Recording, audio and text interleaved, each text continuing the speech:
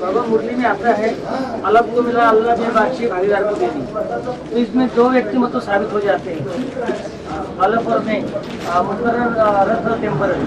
फिर मुरली में ये भी आता है कि अलग और बे कोई आता है, तो कैसे अलग और बे कोई आता है?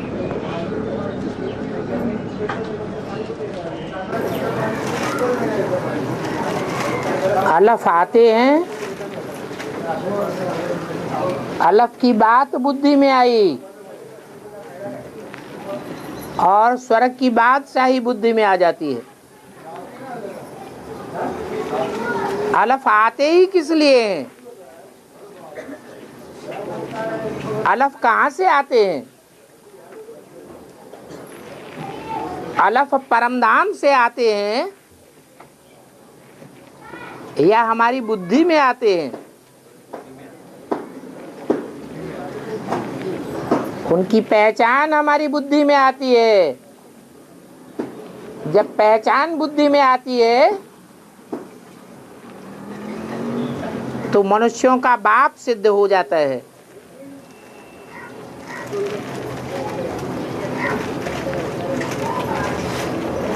बाप से वर्षा मिलता है, साधारण बाप नहीं, हद का बाप नहीं। कौन सा बाप? बेहद का बाप साबित हो जाता है।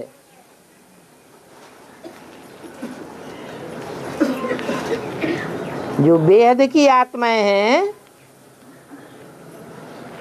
आत्म की स्थिति में टिकने वाली हैं, उनको पक्का बुद्धि का साक्षात्कार हो जाता है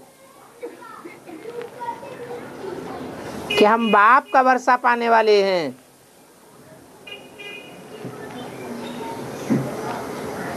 वो बेहद का बाप एक ही है, साकार भी एक ही है और उस साकार में निराकार भी एक ही है, बेहद का, जिससे बेहद का वर्षा मिलता है।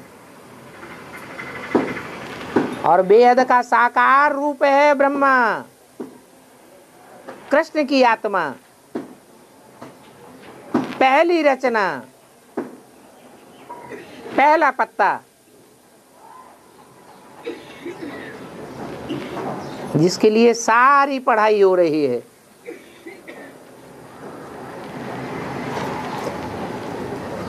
तो बाप को भी याद करना है और बाप की रचना भी बुद्धि में आनी चाहिए। ये रचयिता और रचना का ज्ञान है।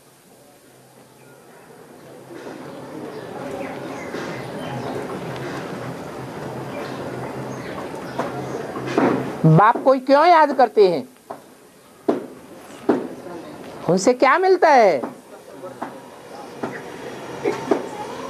तो वर्षा है हमारा टारगेट।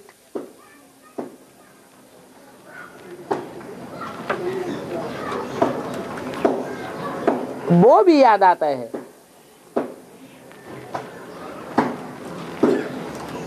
बाप को याद करने से वर्षा मिलेगा।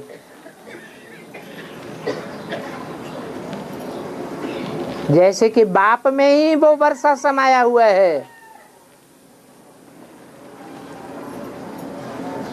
वो पहला पत्ता किसमें समाया हुआ है? बाप में ही समाया हुआ है।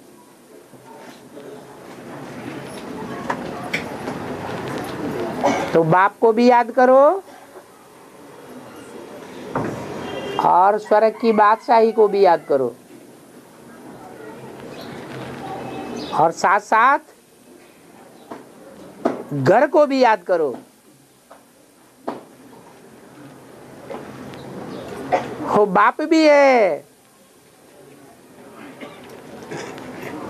उसमें हमारा वर्षा भी है।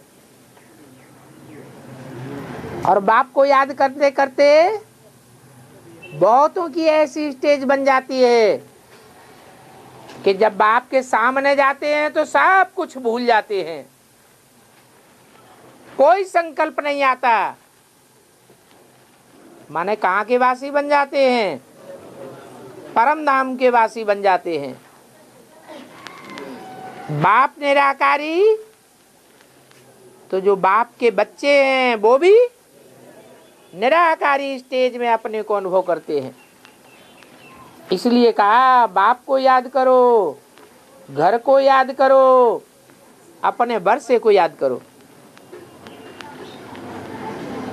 तीनों ही एक में समाये हुए हैं।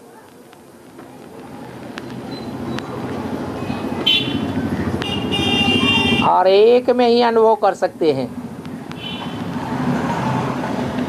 ये अनुभव संगम युग में हो सकता है, सतयुग में नहीं होगा।